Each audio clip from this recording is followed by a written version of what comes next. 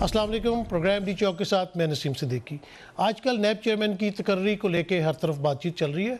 आपको याद होगा कि पीपल्स पार्टी के दौर में जस्टिस रिटायर्ड दीदार हुसैन शाह को चेयरमैन नैब मुकर्रर किया गया था, जिस पर इस वक्त के कौमी असम्बली में कायद हस्ब इख्तलाफ चौधरी निसार अली खान से मशवरा नहीं किया गया था।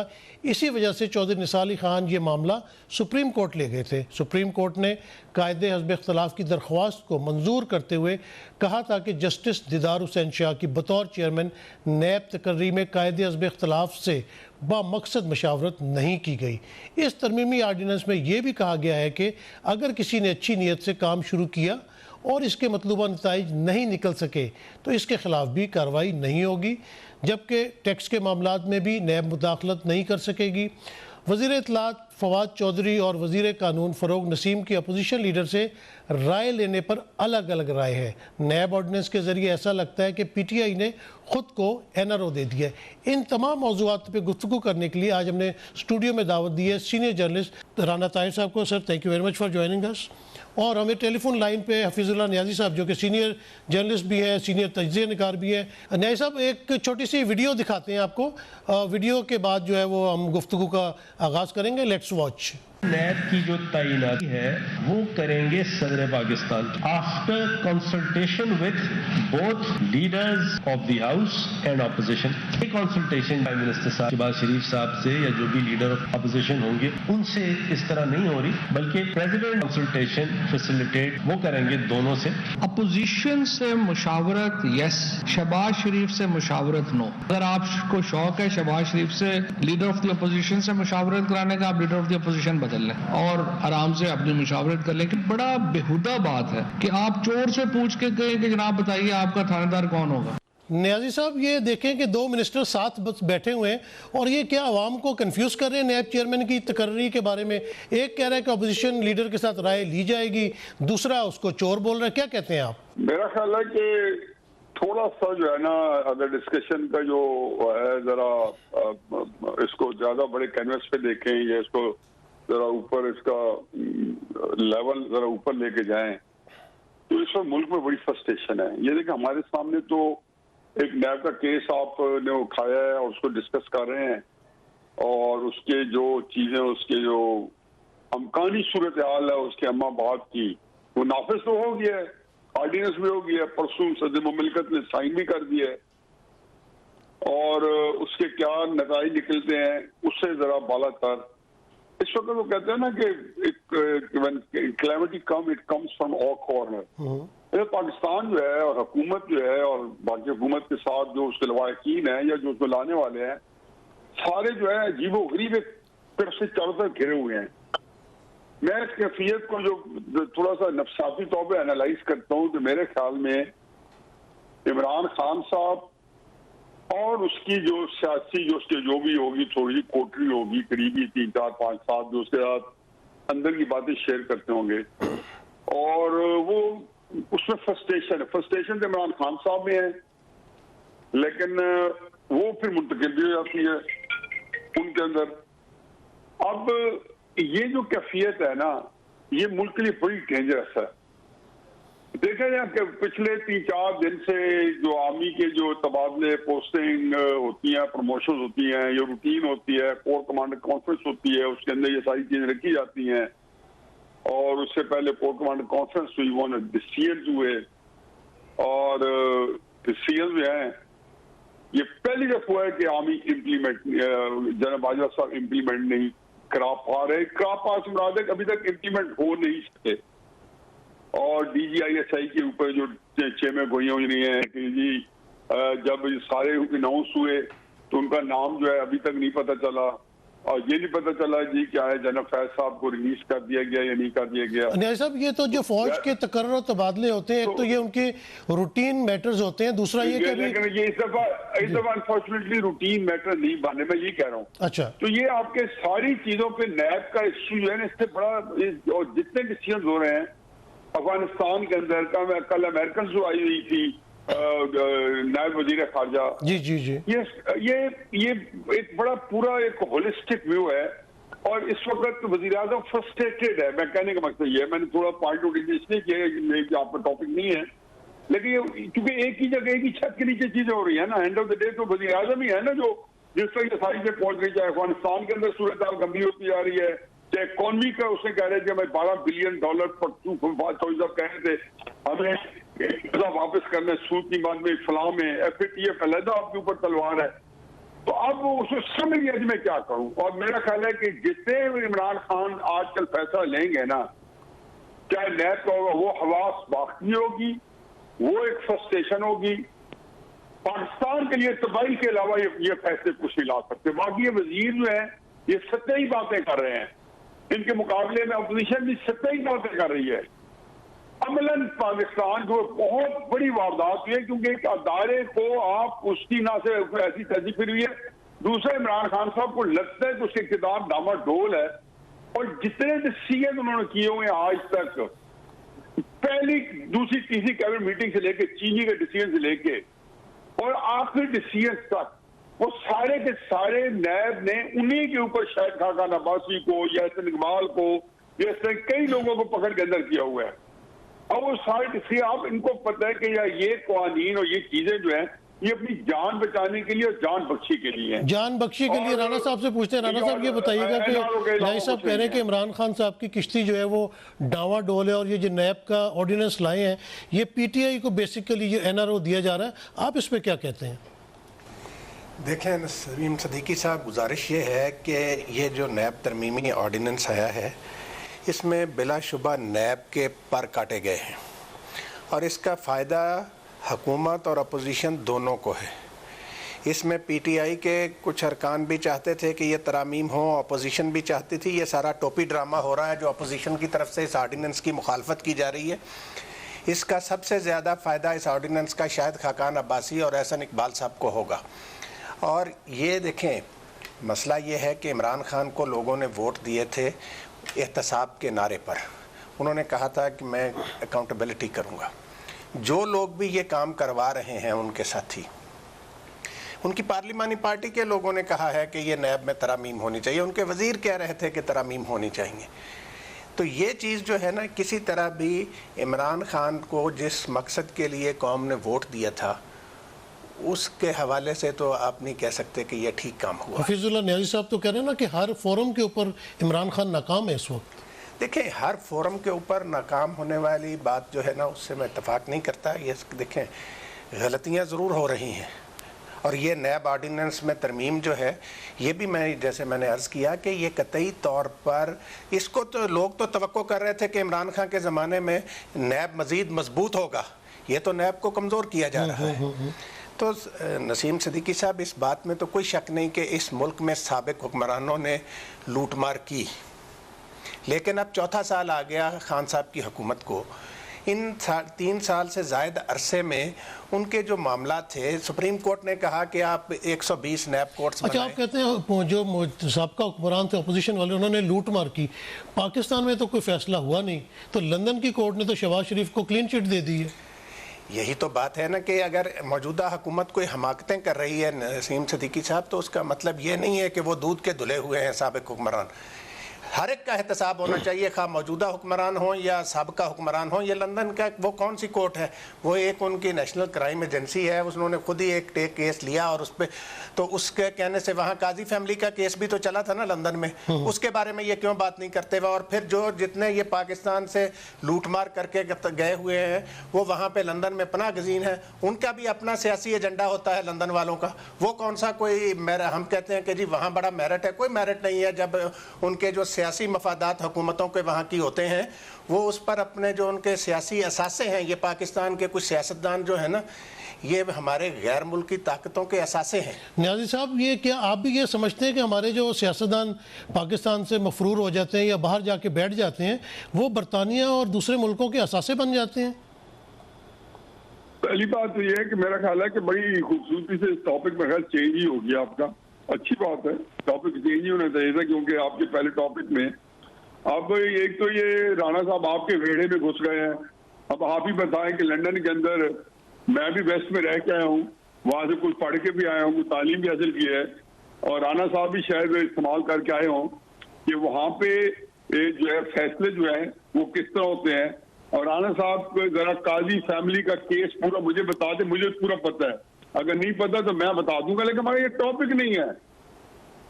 हमने कोई इस वक्त नवाज शरीफ वगैरह को उठा के आप दोज़ख में डालने खत्म कर दें, सारे जितने पिछले सियासतदान, आपने जाकर अली खान को नहीं बख्शा, आपने ख्वाजा नाज़िमुद्दीन को नहीं बख्शा। पाकिस्तान की असल में हम जहां बैठते हैं ना हमारे एनालिस्ट, हम पाकिस्तान की तारीख से मामूली तौर पर भी आगाह नहीं है, वगैरह हमें पता चलता है कि इस मुल्क के साथ क्या क्या हो चुकी है। ये करप्शन के इल्जाम जो है वो तो लियाकत अली खान पे ही लग चुके हैं, लेकिन मैं ये नहीं कह रहा हूँ कि ये लोग करप्ट नहीं है, फलां नहीं है, लेकिन खुदा ना खास्ता ये तो लियाकत अली खान के बारे में ये कहना कि वो जो करप्ट था, ये इनकम्पिटेंट था, ये सॉफ्ट अगेंस्ट इंडिया था, या ख्वाजा नाज़िमुद्दीन को कहना कि वो काम नहीं कर रहे, तो देखें वो हमारी टेंटेड तारीख है, आप उसमें ना जाए। एक बार रान साहब ने बिल्कुल सही फरमाई है, और वो ये सिर्फ सही फरमाई है कि जी जो तहरीक इंसाफ का जो नैरेटिव था करप्शन का, वो हवा में फक कर उतर गया, वो तहलील हो चुका है, वो बर्फ की तरह पिघल गया है, पहली बात। दूसरी बात यह है कि आप 3 साल का और 5 साल जो केपी की हुकूमत 1 और 3 साल की 1, इसका हिसाब क्यों नहीं देते? और तीसरी बात यह है कि, और मेरी बात देख रहे हैं कि इससे ज्यादा पाकिस्तान के साथ मुमलकत इस्लामिया के साथ फ्रॉड ही नहीं हुआ कि जब कहते हैं कि जी इस मुमलकत के अंदर जो तबाही बर्बादी है इसकी सियासियत में इस्तेकाम की वजह से हुई है, और इसकी वजह इमरान खान नहीं है। इमरान खान सियासी उखाड़ विचार नहीं करता, इमरान खान ने मार्शल नहीं लगाया इस मुल्क में। हमारे दिल अंदर से जले हुए हैं जो 70 साल से हमने पहुंचाए पाकिस्तान को, क्योंकि 71 में पाकिस्तान तोड़ा था तो इमरान खान हुक्मरान नहीं था, नवाज शरीफ नहीं था। इन मुल्कों ने बाजा बजा के रख दिए। अब इमरान खान जैसे नवाज शरीफ से बंदे जाएंगे और फिर करप्शन का नैरेटिव उठाते हैं। अब कर देते हैं कि 3 साल से इनको पता चल गया था कि इमरान खान साहब हमारा गुजारा नहीं होता, लाने वालों को 3 साल से एक गुस्तार को हटा नहीं सके। इमरान खान साहब ने खड़ा किया, उन्होंने कहा हटा के दिखा दो। अच्छा नहीं साहब, आपने की कोशिश की है। नहीं साहब, आपने कहा मैं टॉपिक से हट गया था, असल में बात तो नैब से शुरू हुई थी, क्योंकि पीटीआई का नैरेटिव भी ये था कि करप्शन वो दूर करेंगे। यहाँ पे जसीम साहब मुझे बताएं क्या करप्शन का नैरेटिव था जिसके अपने ऊपर इतने स्कैंडल इस गवर्नमेंट के हैं? किसी पाकिस्तान के दौरे हुकूमत के इतने स्कैंडल दिखा के बता दें। नहीं साहब, मैं ये एक ब्रेक ले रहा हूँ छोटी सी। आज परसों भी कह रहा कि $7 ट्रिलियन की दुनिया में करप्शन हो रही है, हमारे मुल्कों से हो रही है, फिर हुक्मरान तो आप हो। नहीं साहब, आप लोगों के पास नहीं साहब, यहाँ पे एक ब्रेक लेनी है, एक छोटी सी ब्रेक लेते हैं फिर वापस आते हैं। एक छोटी सी ब्रेक लेते हैं, ब्रेक के बाद गुफ्तगू का आगाज यहीं से करेंगे। Welcome back. राना साहब, ब्रेक से पहले न्याय साहब जिस तरह बात कर रहे थे, वो काजी फैमिली का तो कहते हैं वो तो कोई मामला इतना है ही नहीं, और बाकी भी जो है उन्होंने लियाकत अली खान की मिसाल दी, दूसरे मामलात की भी मिसाल दी। सीएम सदीकी साहब, न्याय साहब बड़े मोहतरम है हमारे लिए। गुजारिश ये काजी फैमिली का और लंदन के अदालत में, ये मुझे दोनों केस की तफसील से बता दें राना साहब।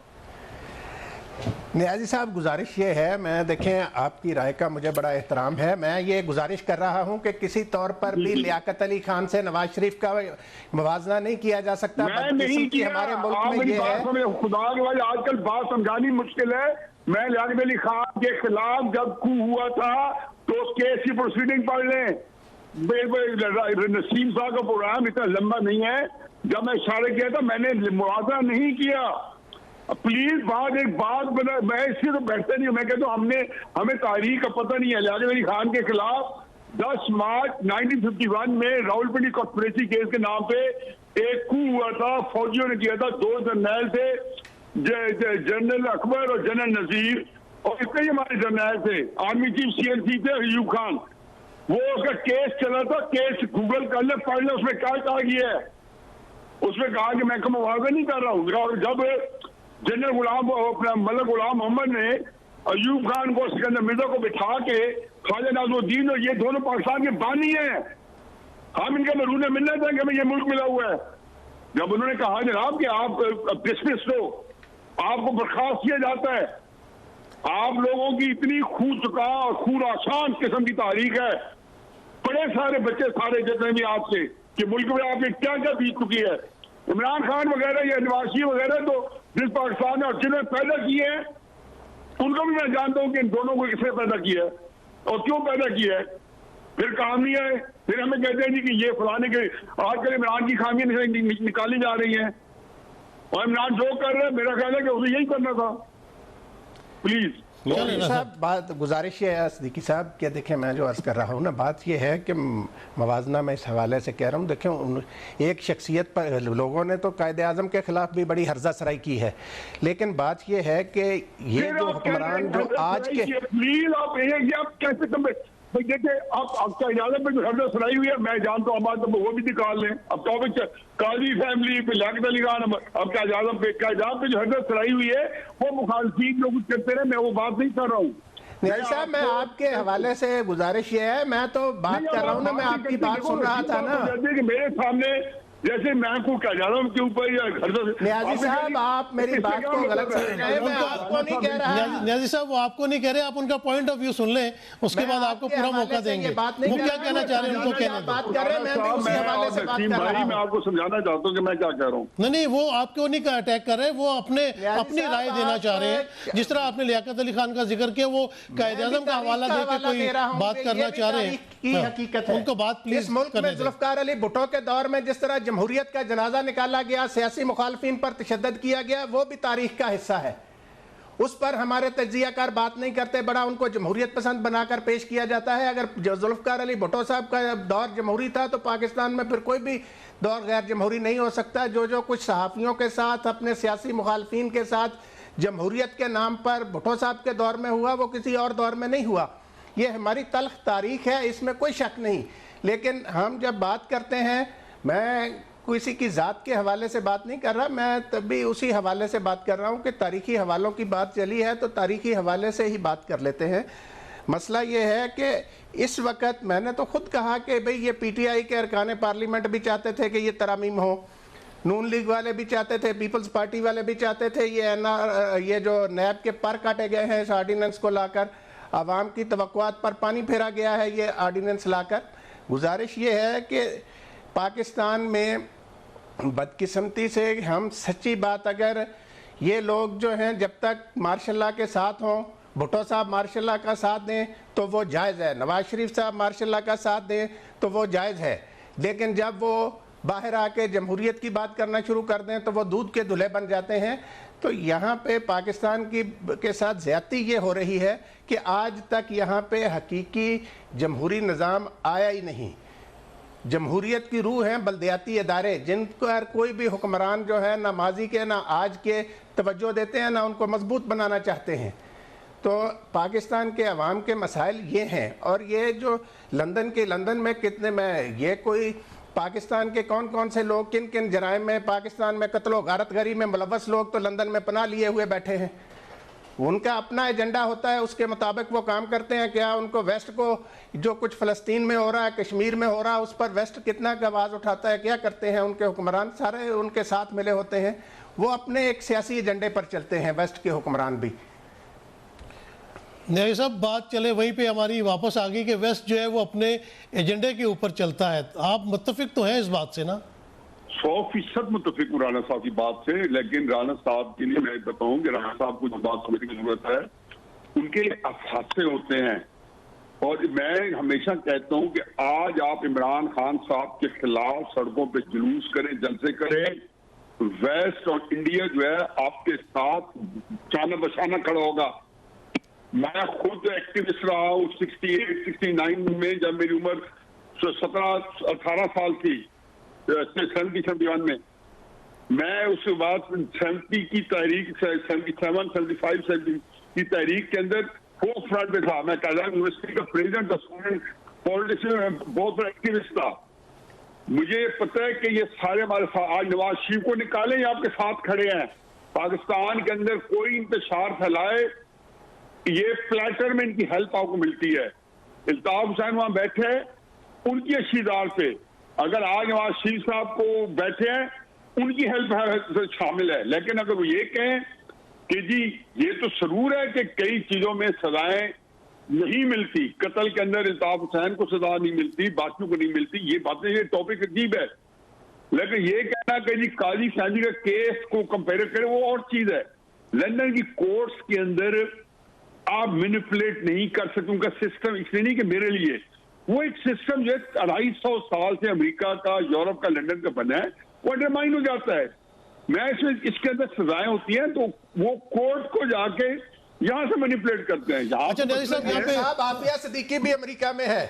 यही मैं कह रहा हूँ, यही मैं कह, मुझे पता है, मेरी आप ये बात मेरे मुंह में थी, मैं तो टॉपिक डाउन लंबा करने के लिए की है। अच्छा, आपको बता रहा हूँ न्याजी साहब, यहाँ पे आपने बड़ी अच्छी बात की। मेरा एक छोटा सा सवाल ले लें तो फिर तो इमरान खान जो है वो, प्राइम मिनिस्टर इमरान खान सही कहते हैं कि गरीब मुल्कों का पैसा जो है वो वेस्ट में जाके पार्क होता है और वो उनको कोई सजाएं नहीं देते। तो हमारे भी जो अपोजिशन लीडर है, दूसरे हमारे वजीर आजम को 3 साल से क्यों नहीं रोक सका? या मुझे बता दे, मुझे वजीर आजम बना दे, मैं रोक के दिखाता हूँ। वो वेस्ट कोऑपरेट नहीं कर रहा ना उसमें। रोक के दिखाते ना, मुझे नवाज शरीफ से गर्ज नहीं है, मुझे जरदारी से या मुशर्रफ से गर्ज नहीं है। मुझे यह कि आपके जो 3 साल हैं जो रोक के दिखाया आपने, जनरलाइज बातें करना, आइडियलिज्म के साथ बातें करना। मैं आपके साथ जनरल मुलवस होते हैं, आप उनको ट्रायल नहीं कर सकते। जजेस कहते हैं हमारा ट्रायल हो नहीं सकता। ले दे के सियासतदानों को ऐसी बहाने जी, करप्शन के बहाने। मैं कोई कहता हूँ करप्शन वालों को फांसी की सजा देते, लेकिन खुदा के वास्ते ये ना कहें कि हम पाकिस्तान को ठीक करने के लिए काम कर रहे हैं। आप सिर्फ इक़्तिदार की जंग के अंदर आपने पाकिस्तान को भीड़ चढ़ाया हुआ है। 2014 में कौन सी पैनामा थी जो आपने इमरान खान को और काजी को खड़ा कर दिया था कंटेनर के ऊपर? कोई वो खुद खड़े हुए थे, अंपायर ने खड़ा किया था। वो अंपायर कौन है? मैं हूँ, नसीम सिद्दीकी है, राणा साहब है? नहीं, वो अंपायर का जिक्र मरियम नवाज ने अपने प्रेस कॉन्फ्रेंस में जिक्र किया अंपायर का। 2014, मेरी एक बात सुने, एक आराम से बात। 2014 के अंदर पूरा पाकिस्तान के अंदर, अप्रैल 2014 में हम जागते हैं तो पूरा पाकिस्तान में बिलबोर्ड होते हैं, सियासत नहीं रियासत बचाओ। मेरा सवाल है, मुझे पता है जवाब मेरे पाकिस्तान टूटने का मुझे किसी जवाब नहीं देगा, कौन देगा कि रियासत पे कौन सी उस्ताद पड़ गई थी? नवाज शरीफ को तो 8 महीने हुए थे कि आपने इमरान खान साहब को, कादरी को भेज दिया इस्लामाबाद के अंदर। वो पैनामा तो नहीं थी, वो उस वक्त रियासत क्यों बचाओ, सियासत नहीं। देखे, खुदा के वास्ते इस मुल्क को बख्श दे, इस मुल्क बेचारे ने हमारा कोई कसूर नहीं किया। मुझे तो इस मुल्क से अपनी जान से ज्यादा, अल्लाह और अल्लाह के रसूल के बाद में सबसे ज्यादा प्यार इस मुल्क से है। लेकिन मैं क्या करूं कि इस मुल्क का जो सबसे ज्यादा इसके जो दूध पी रहे हैं, जो इसको मिल्किंग कर रहे हैं, वही इस मुल्क को जो है वो कहते हैं अहमक है, उसी के ऊपर पड़ जाते हैं। मुल्क को निजाम नहीं चलने दिया। आज तक मुझे बताएं कि जो हुकूमत आती है, इमरान खान टाइम पूरा करेगा कि नहीं करेगा? ये आप बताएं, यूरोप में आप रह के आए, ये होता है। अगला जी सदारती निजाम होगा, ये प्राइम मिनिस्टर होगा। यार नसीम साहब, मैं खुदा को टीवी बैठते मुझे तबीयत खलजान होने में डिप्रेशन हो जाती है। मैं जब बात करते हैं मेरे सामने पूरी 100 साल की तारीख आ जाती है। इनका ख्याल है कि पाकिस्तान को प्लेटर इनको मिला, सारों को पता नहीं किस तबाही बर्बादी के साथ, कितनी मुश्किलों के साथ। कश्मीरियों को देख ले क्या हाल हो रहा है बेचारों के साथ, इंडिया में मुसलमानों को देख लो क्या हाल हो रहा है। ये पड़े हुए आप बताएं, आप फंसे हुए हैं ना। और जो हीरा लाए थे इमरान खान, नाबगाए रोजगार, दुरे शाहबार, और पता ही अंदर कितना पाकिस्तान, उधर से अफगानिस्तान के अंदर अमेरिका में तड़िए लगा रहे हैं। हमें कह रहे हैं कि तो अच्छी तबाही जो बर्बादी होगी तुम्हें हम पकड़ लेंगे, हमारा ना लेना ना देना, तो तुम्हें पकड़ लेंगे। गरीब की जोरू सबकी भाभी। नहीं साहब, यहाँ पे मुझे एक ब्रेक लेनी है। नहीं साहब, एक ब्रेक ले लो छोटे से, फिर गुफ्तगू का आगाज करते हैं। Take a break. Welcome back. Rana साहब, एक वीडियो आपको दिखाते हैं। मैं चलो थोड़ा सा पाकिस्तान की जो मौजूदा पॉलिटिक्स है उसके ऊपर गुफ्तगू कर लेते हैं। हमारी बात कहीं से निकलती कहीं चलेगी। माशाल्लाह न्याजी साहब की नॉलेज ही बड़ी है, हम इनके सामने तो बिल्कुल एक शागिर्द की हैसियत रखते हैं। वीडियो दिखाइएगा ज़रा। नवाज शरीफ की, मुस्लिम लीग नून की जो ताकत है, अल्लाह ताला के फजल से जो आज भी वोट की भी ताकत है, बयानिए की ताकत है, खिदमत की ताकत है, हर चीज़ की जो ताकत है उसका आपके मुस्लिम लीग नून के मुखालिफों को इदराक है। अगर नहीं इदराक तो मुस्लिम लीग नून को इदराक है, क्योंकि मुस्लिम लीग नून में आज भी हम में से कुछ लोग ऐसे हैं कि जो हमसे डर रहे हैं, हम उनसे डर रहे हैं। राना साहब, वो कह रही है कि मुस्लिम लीग नून के अंदर कोई हमसे डर रहा है और कोई किसी से हम डर रहे हैं। ये क्या मामला है? ये वही जो शेख रशीद बात करता है, नून से शीन, शीन से मीम, ये क्या समझे आप? देखिए सिद्दीकी साहब, देखिए हर चीज़ जो है ना वो वक्त के साथ साथ तब्दील होती है। इसमें कोई शक नहीं कि शहबाज शरीफ साहब अपने बड़े भाई के बड़े ताबेदार हैं, उनका बड़ा एहतराम करते हैं। उनके साथ हाथ भी हुआ, कन्वेंशन सेंटर में अनाउंस किया गया जब नवाज़ शरीफ साहब डिस्क्वालीफाई हुए कि शहबाज साहब प्राइम मिनिस्टर होंगे। बाद में वो फैसला किन्होंने तब्दील करवाया, उनमें मरीम नवाज़ साहबा भी थी कि शायद खाकान अब्बासी साहब को प्राइम मिनिस्टर बना दिया गया। अब भी जो है इक़्तिदार की जंग उस ख़ानदान में वो मौजूद है। अगर शहबाज शरीफ भाई के ख़िलाफ़ बात नहीं करते तो अगली नस्ल जो है ना उसमें ये सिलसिला नहीं चलेगा। ये मरीम नवाज़ साहबा ने देखें, ये बातें अभी इशारतन कनायतन हो रही हैं। आप देखेंगे आने वाले चंद हफ्तों महीनों में ये बातें खुलकर भी होंगी कि कौन डर सकता है मरीम नवाज़ साहबा से मुस्लिम लीग नून के अंदर, सवाए उनके आपस की फैमिली में कोई और उनका कारकुन या MNA तो मरीम नवाज़ साहबा से या शहबाज साहब से नहीं डर सकता ना। ये दोनों एक दूसरे से खुद ही डर सकते हैं ना। उनका इशारा उसी तरफ था ना। तो ये मैं आपको बताऊं, देखें शहबाज शरीफ और हमज़ा शहबाज, लोग कहते हैं कि जी वोट बैंक नवाज़ शरीफ का है। इसमें ठीक है, मुस्लिम लीग नून के वोट बैंक में बहुत बड़ी तादाद मियाँ साहब के साथ है, लेकिन पंजाब में जो मुस्लिम लीगी वर्कर है उसके साथ जितना राब्ता हमज़ा शहबाज का था उतना मरीम नवाज़ का राब्ता नहीं था। तो इस वजह से ये एक दूसरे से खौफजदा हैं। राणा साहब ये बताइए, जिस तरह न्यायी साहब ने बड़े क्लियर कट हिस्ट्री में तो बेहतरीन उन्होंने चीज़ें बताई हैं, चले वो तो माजी का हिस्सा हो गया, पता नहीं उससे हमने सबक सीखा कि नहीं सीखा। मौजूदा दौर में अब पाकिस्तान को हमें भी मोहब्बत है, न्याजी साहब को भी है, आपको भी है, पाकिस्तान को किस तरह आगे लेके जाएगा? इमरान खान पे सब ने ये जिस तरह किया था एतमाद और वोट भी उनको दिया था तब्दीली के लिए, वो चीज़ें नज़र नहीं आ रही। तो इस मसले का हल क्या है? पीपल्स पार्टी पे करप्शन के इल्ज़ामात हैं, शहबाज शरीफ पे, नवाज शरीफ सज़ा याफ्ता है, मरीम नवाज, तो ये पाकिस्तान आगे चलेगा कैसे? देखें सिद्दीकी साहब, बात यह है कि अभी ये जो नया ऑर्डिनेंस में तरामीम सामने आई हैं, इसमें बहुत सारे लोगों को इससे बाहर निकाल दिया गया है। काबीना कमेटियां भी निकल गई, काबीना भी निकल गई और भी बड़े इदारे निकल गए। वो जो इमरान खान कहता था NRO नहीं दूंगा, वो तो दे दिया, सारा कुछ हो गया। अब मेरी गुजारिश ये है कि हमें इस मुल्क को अगर आगे लेकर चलना है ना, जब अकाउंटेबिलिटी का जो नारा था उस पर अमल नहीं कर सके एहतसाब, तो फिर बजाय इसके कि आए दिन ये तरामीम करते रहें, तो प्राइम मिनिस्टर साहब को चाहिए कि एक ही दिन मुल्क में जनरल एमनेस्टी का ऐलान करें और कहें कि आए सारे मिलके इस मुल्क को आगे बढ़ाएं। नहीं, क्या किया किसी का भी, ये सियासतदानों का भी क्या एहतसाब हुआ है? आप बताएं ना, मौजें कर रहे हैं नवाज शरीफ साहब लंदन में सजा याफ्ता होने के बावजूद। तो इस अकाउंटेबिलिटी को बंद करके फिर सीधा सीधा प्राइम मिनिस्टर साहब कहें कि भाई मैं जनरल एमनेस्टी का ऐलान करता हूं, जितने भी केसेस थे सब पे फारिग आए, हम एक नए दौर का आगाज़ करें और फिर सब मिलकर मुल्क को आगे लेकर जाएं। या फिर अगर अकाउंटेबिलिटी करनी है तो वो मौजूदा हुकूमत के लोग हैं या साबिका हुकूमतों के लोग हैं, वो फिर बड़ा रुथलेस किस्म का एहतसाब हो, जो पिछले 3 सालों में ये नहीं कर सके। न्याजी साहब, आपने तारीख पे तो बड़ी बेहतरीन नज़र डाली और बड़ी अच्छी आपने बातें की। अब पाकिस्तान का वे फॉरवर्ड क्या है? जैसे अभी अगर नून लीग को देख लें, अभी जिस तरह मैंने वीडियो दिखाई, वो उनके अंदर आपस में एक दूसरे से डर रहे हैं। पीपल्स पार्टी कहीं वफाक में नज़र नहीं आ रही, पंजाब में 200-400 वोट से ज़्यादा उनको नहीं मिलता, तो अब इमरान खान से भी आप लोग खुश नहीं है, तो वे फॉरवर्ड क्या है इस वक्त? वे फॉरवर्ड है, मैं यकीन जानो कि मैं कोई मायूसी फैलाने वाला पैगंबर नहीं बनना चाहता हूँ। इस वक्त मेरे दोनों प्यारे भाई ताहिर राना साहब और नसीम सिद्दीकी साहब पाकिस्तान पानगली में फंसा हुआ है।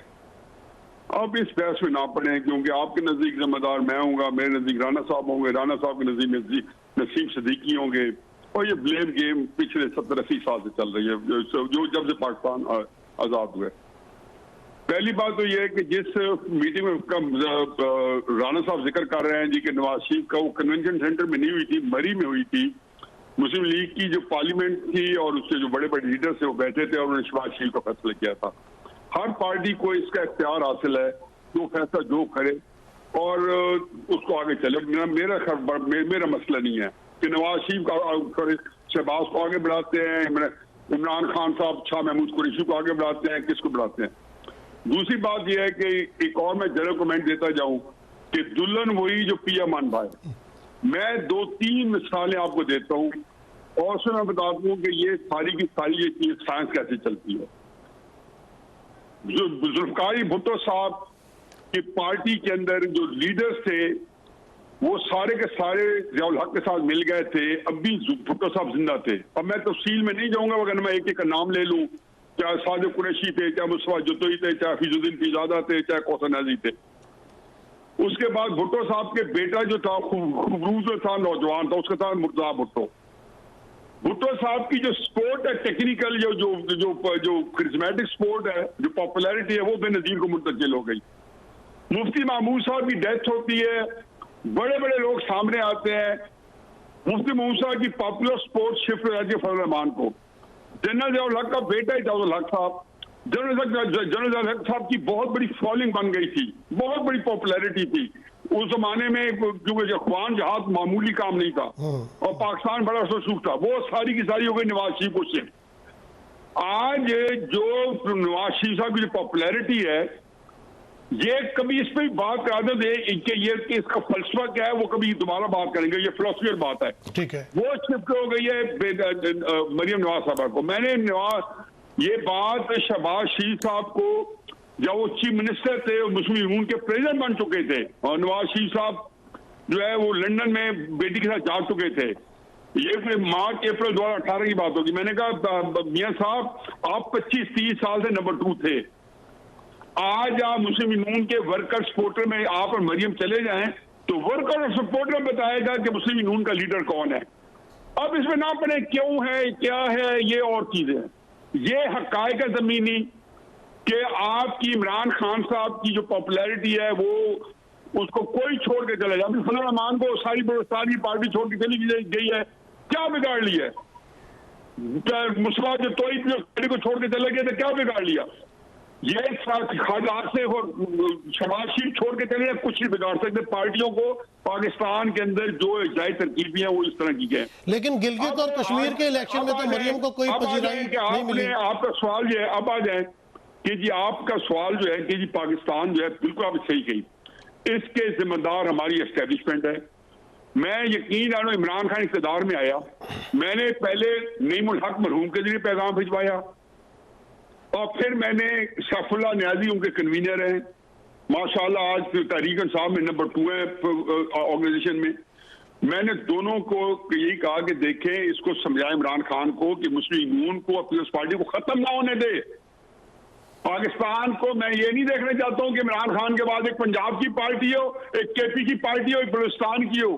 आपसे 2 सीटों वाले अली वजीर और दावत तो संभाले नहीं जा रहे, बलूचिस्तान अभी संभाले नहीं जा रहा, पाकिस्तान को कहां ले आए हैं? मैंने कहा ये सियासी जमातें इस साथ होती हैं, लेकिन अहम को के भैंस के आगे बीन कौन बजाए, उनको ये बात समझ, उनका ख्याल था ये पार्टी खत्म। मैंने कहा जिस दिन दोनों पार्टी खत्म होगी, और आखिरी बात आपने कर दिया कि ये भी खत्म हो गई। ये मैंने बात नईमुल हक को भी बताई थी, और फरवरी 2019 में जबकि नईमुल हक उसमें जिंदा थे, बीमार थे, पाकिस्तान से बैठे थे, सैफुल्लाह न्याजी को कही थी, मैंने कहा मेरा पैगाम अपने वज़ीर आज़म को पहुंचा दो कि मुस्लिम यूनियन के साथ, मुस्लिम पार्टी के साथ लड़ाई करे, लेकिन उनको खत्म ना होने दे, ये तुम्हारी हिफाजत है।